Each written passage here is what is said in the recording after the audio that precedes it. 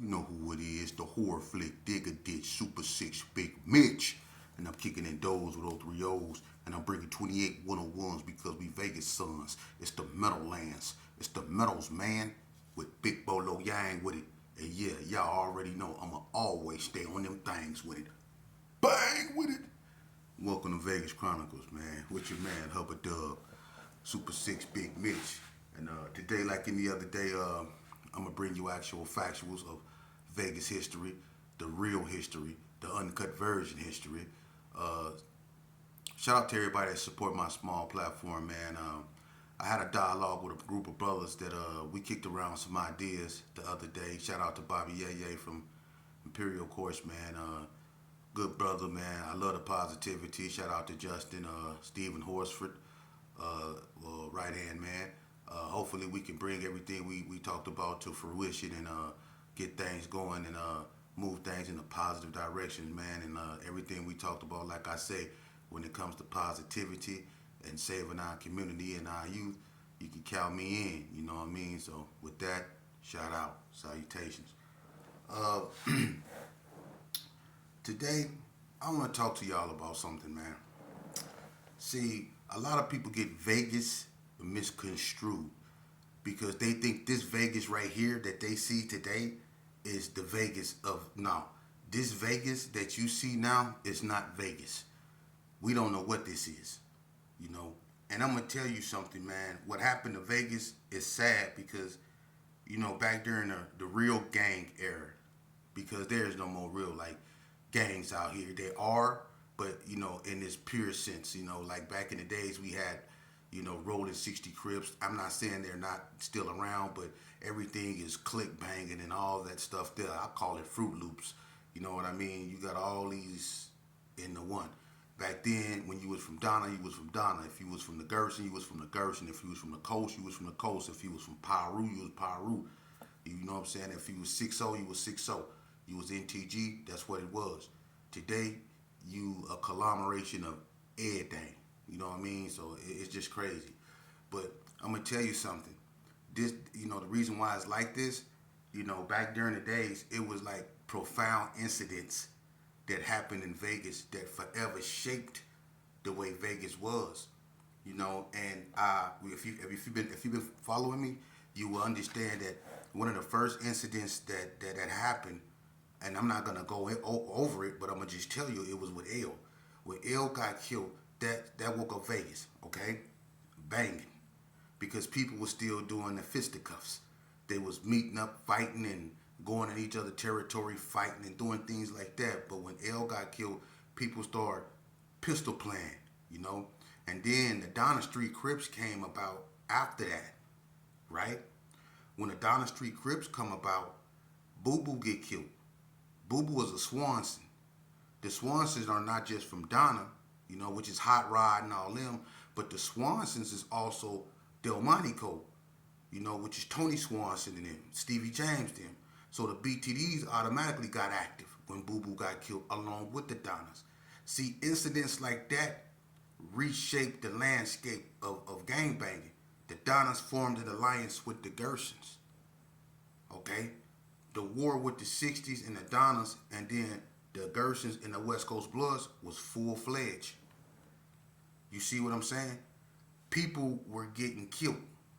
Certain people, like when certain people got killed, it depends on who you was. Like the incident with Donna in the 60s, that brought a lot of more violence into the streets. But see, then you had Shaky Loke from 6-0. He got killed by the 40 blocks. Okay? So it really took the 60s attention off Donna and put it on the 40 blocks. Because now the 60s is in the blocks is going at it. So it's just war happening everywhere. You know? But I'm going to tell you something. One of the most major incidents that I witnessed that really brought violence in the streets. I'm gonna name it was like 2 or 3 of them, but the ones that I'm gonna talk about was when Paul Synagogue got killed. You know, that funeral itself, it was so many bloods. I mean, it was so many bloods. And when it first happened, they was finna walk to the Gersons. The police cut them off, but they was on their way to the G's. That changed a lot of things in the street people don't understand. See, things started going from I don't care to I don't give a F. You know, but I'm gonna tell you something. One of the most devastating moments of Vegas that I can say when it comes to gang banging, there's a couple of them, but one of the most devastating moments when I caught my case and the Donna Streets, you know, and the Gersons went to war, right? It's so sad because that not only caused two allies to go to war, it broke the truce and it also started back, you know, a bunch of violence. That's the sad part. But when Do Wrong from NTG got killed, man, look, the crime rate went, man, look, it was so bad out there in them streets, you had to look both ways down a one-way street out here in Vegas. It was that bad. You had to look both ways down a one-way street when you, man, it was bad out here in Vegas. You know, so when John Lee from ABM's, when he got killed, it was horrible out here. It was horrible. You see, when certain people got killed in Vegas, it changed a lot of things. And then in Vegas, it's crazy because I'm pretty sure it's like this in other places, but in Vegas, this is unique. It's like a popularity contest because a lot of people got killed. And when certain people got killed, it wasn't a blowback like other people. When Sonny got killed, that was a, man, that was bad. When Sonny got killed, that was bad. You know, that changed a lot of things. And what I mean by change a lot of things, it changed the way we treated each other. It changed the way we dealt with one another. We went from, traditional gang banging to kicking in each other's doors, to setting each other up. You know, shootouts all on the freeway. You know, I remember the Joker called Mad Bummer and Pot them on the freeway and shot them up. They down and flipped their car on the freeway. You know what I mean? So it got ugly out here, man. But the thing about that, on another incident, Bigg Mitch, chances are, see what people don't understand about that incident right there. Chances are was a club that was on Owens, and it was a bad spot because it was really in blood turf, but the Gersons really congregated up there a lot, and Bigg Mitch was up there and he got into it with the Valley Views, and it was a bunch of shooting, and the police came up there and they ended up shooting Bigg Mitch in the back, and they ended up shooting Al Wack brother Jimmy in the chest, and throughout the melee, the shooting, some bullets, went into a city councilwoman's house, and her name was Yvonne Akin Gates. She stayed behind, chances are, and she had bullet holes in her house. She the one got that club shut down, but Bigg Mitch lost his life up there. That changed, because Bigg Mitch was the first one to ever be killed by the police. So that changed a lot of things, and that's what I always say when I say banging, everything just got out of control. Everything just spiraled out of control. It did. It went from, you had the NTGs going at it with the Gerson, you had the North going at it with the West. You had the Bloods in the back streets going at it. You had the Gersons in the back streets going at it. Then you had the 6-0s and the Gersons going at it. You had gangs clicking up with each other. You know what I mean? You had certain gangs changing from West Side to North Town. It was just so much stuff going on, and then when you post Sherm and alcohol and clubbing and all that on top of that, that's a recipe for disaster. You know, that's what happened in Las Vegas. Everybody got indicted up under federal indictments. People got murdered. People were sent to state prison. And basically, Vegas is not big like California and other states. We don't have we have a lot of gangs, but we don't have major gangs like that. But we acted like we was a big state. We was gang banging like we had big gangs. And we basically murdered ourselves off, and the ones that didn't murder themselves off, the other ones went to the penitentiary. Real spill.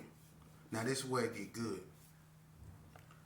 A lot of dudes can attest to this. How many of y'all found yourself in a situation like under indictments where you really ain't had nothing to do with it? Some dudes actually tried to get out the game. Some dudes actually tried to be fathers to their children up under unfortunate circumstances, because some dudes was known gangbangers. But gangbanging, just like any other thing, people get tired of that. Some dudes outgrew gangbanging faster than other dudes. Some dudes got kids and focused on their children and never went back to that way of life.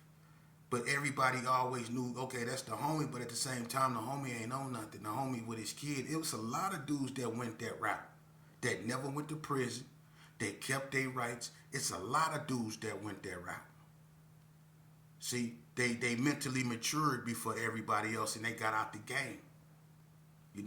But even so, they found themselves up under indictments for something that happened way back when. Because one thing about the feds, they'll watch you for however long it takes, because they ain't got nothing but time. The feds will watch you. Ask the 60s.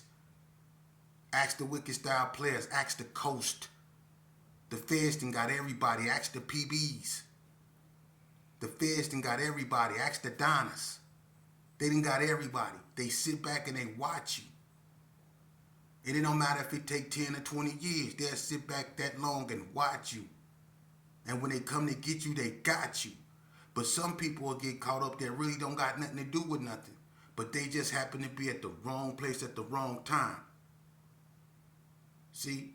And they got locked up.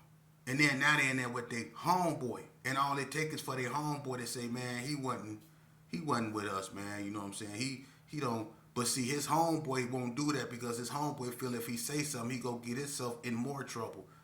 It's been situations where people can, you know what I'm saying, hey, he ain't got nothing to do with this, man, but didn't say nothing because that's the game.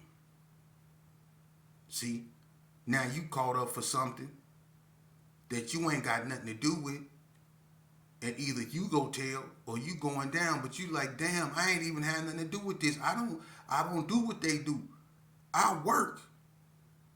But because you gave a dude a ride one day, and he lied to you and told you he was just going up over here to make a stop, but he went over here and did something he wasn't supposed to do with an undercover, and now they done got you, and then came back years later and swooped you up for something you know nothing about.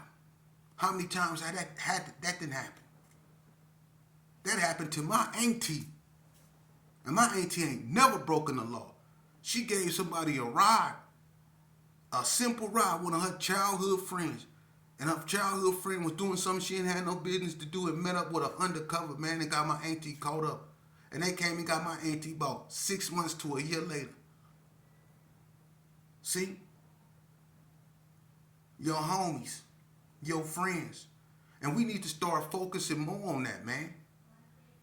Because we was taught that the Bloods is our enemies. The 6-0s is our enemies. The police is our enemies. I'm going to tell you, the biggest enemy you go ever have in life is going to be yourself. Because you continue to allow yourself to be influenced by people that don't really give a damn about you. You going to always be your biggest influence, your biggest enemy. For real. And until you subdue that enemy within, you going to always be susceptible to get caught up in this way of life. For real. And to be honest with you, I'm not speaking when I speak just to be speaking. I'm speaking for the people that's laying in the bunker brothers, that's laying in Woodlawn, that's laying in palms that got cremated. I'm speaking for them. See? Because I'm going to be honest with you, man. What these kids is doing in school, they attacking teachers. They beating each other to... Come on, man. Y'all see what's going on in our school buildings. Pretty soon they're going to turn our schools into prisons, man. They're already going down that lane because our children are acting like inmates. Our children are acting like convicts. And that's because they're not getting the discipline at home. If they act like that in school, you can imagine how they act like what they act like at home. You know? And it's not getting no better. And we expect the government to raise our children, and that's not their job. And when the government, do something wrong and our kids are hurt or God forbid killed, then now we want to punish the government. But we don't want to do the job that we trying to make the government do, which is raise our children, man. That's your job. You brought that child in this world. You go be the first form of authority that child ever know of. And if that child is not respecting you and his mother, then he's not going to go out there in society and respect nobody else.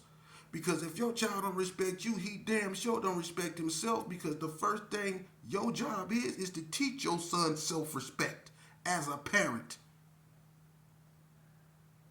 That's the first thing you teach him. The second thing you teach your child is to respect authority, which is you and your mother. But you teach your son to respect himself first.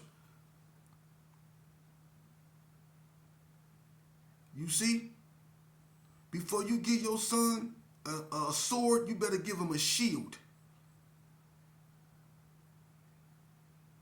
See? You teach him self-respect first. Because self-respect is self-preservation. See? Because when you respect yourself, you respect others. Because you would want to be treated the way you treat others. And then you respect authority, which is your mother and your father. The ones that brought you in this world, that nourished you, that gave you life, that put clothes on your back. You respect them. See, but if you don't get that type of training and teaching at home, then it's going to reflect in your behavior in society. And then it's going to end up in an unfortunate situation to where you was told to do something, you didn't want to do it, it got out of hand, and it turned out bad. You know? And that's sad, because we always wait too late. We always wait for something to happen before we react. Why we not marching now? I mean, how can Alabama and Memphis, it's not even livable in Memphis no more. They're telling you not even to go to Memphis. They didn't take the murder capital from Chicago, and that never was dealt with. But why ain't nobody marching? This is the hypocritical side of our culture, man. As many young black males are dying out there in these streets every day at the hands of other young black males. We done committed, come on, man. We done committed war crimes against ourselves on how many levels, but we not marching. We waiting for the next law enforcement to mess up before we march.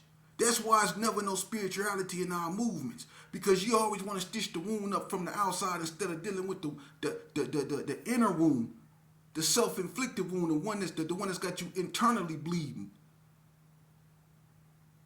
You don't want to go into these neighborhoods where young little black boys is really murdering young little black boys and deal with that. Y'all scared to go up over there and march and deal with that, huh?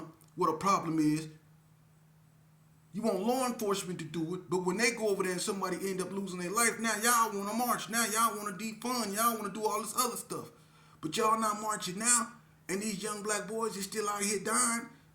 Y'all not over here at these record companies trying to shut these record companies down that's promoting all this demon music, everybody on demon time. Y'all not trying to do that. This the hypocrisy, man. This the hypocrisy. You think our ancestors lost their lives for y'all to do what y'all doing now? When they went through real racism? They lost their lives for y'all to act like feral dogs? And I'm no better. But at least I got the kahunas to get up here and speak and bring light to something that I helped create.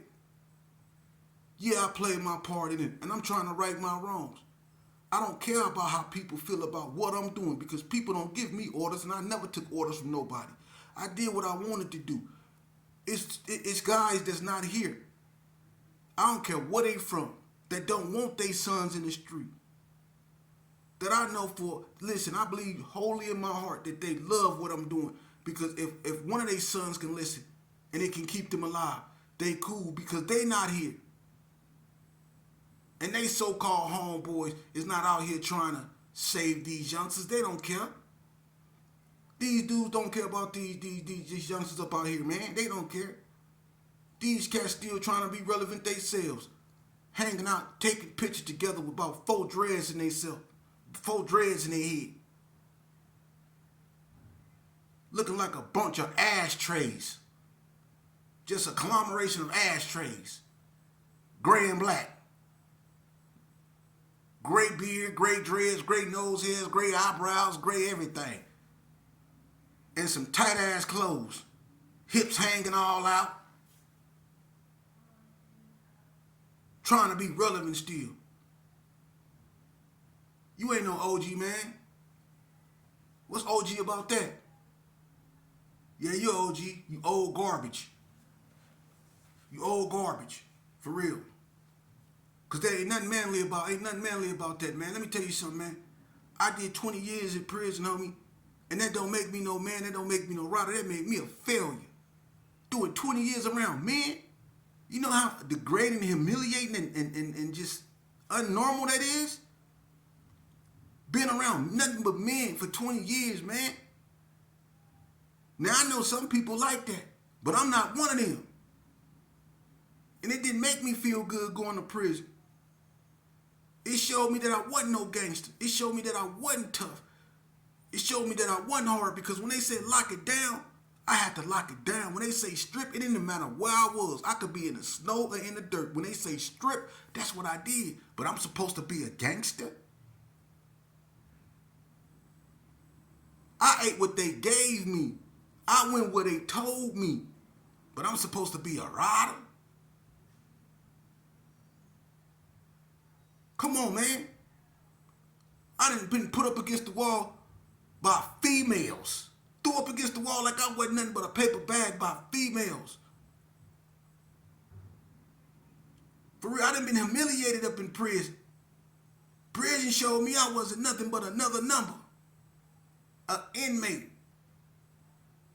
That's what prison told. I don't know what prison show y'all, because some of y'all like going back. I don't know what it showed you. But it showed me I wasn't nothing. Now, you know, I ain't never in my life been a scary dude. You know. Maybe that's my Achilles heel. So I'm gonna keep spitting these positive messages, and I got a few more things I'm gonna be doing, God willing, and if He let me live long enough, you know, because every day that we wake up in the morning is a blessing. We on borrowed time, man. But if I can plant just one seed, He told me He'll do the rest, and that's all I'm trying to do. But see, the gravel I'm trying to plant the seed in, I'm trying to toil the soil, and I'm dealing with rough terrain. It's all dried out, see? But He told me to just plant the seed and He'll water it. And that's why I keep speaking the way I'm speaking, you know? Because all it takes is one youngster. All it takes is one. For real. That's all it takes is one. And you know how I know? All it took was for one incident, and that was me, to break the truce and cause a bloody war that cost a bunch of young black boys their lives. All it takes is one, and that goes both ways. All it takes is one. All it takes is one. So if I can get one of these youngsters' attention in the positive sense and embed something in him, God said he go water it, he'll do the rest. I done my job. I done my job. And to anybody that don't like what I'm doing, that criticize what I'm doing, you have to understand, although you are right, you are entitled to your opinion, but you must understand that I fear God more than I fear you. And I ain't never been known to fear no man, regardless of his title. I fear God and only God. Don't you ever forget that. So it ain't about you liking what I'm doing. If you don't like what I'm doing, don't pay attention to what I'm doing. Because I'm not going to stop what I'm doing. If somebody would have believed in me and stayed on me and they tried, I had people that tried. Maybe I could have got reached. Maybe. But maybe God wanted me to go through what I've been through. Because what I've been through made me the man that I am. A man that stand on what he say. A man that stand alone. A man that speak the truth. A man that ain't go try to build nobody up to bring them back down. I'm not gonna lie to these youngsters. Joining the gang is bogus. Look at me. Joining the gang is bogus. I lived that life. It ain't got me nothing. Never gave me nothing. It didn't do nothing but take from me. Took my freedom. It took my friends. It took my reality. It almost took my mentality.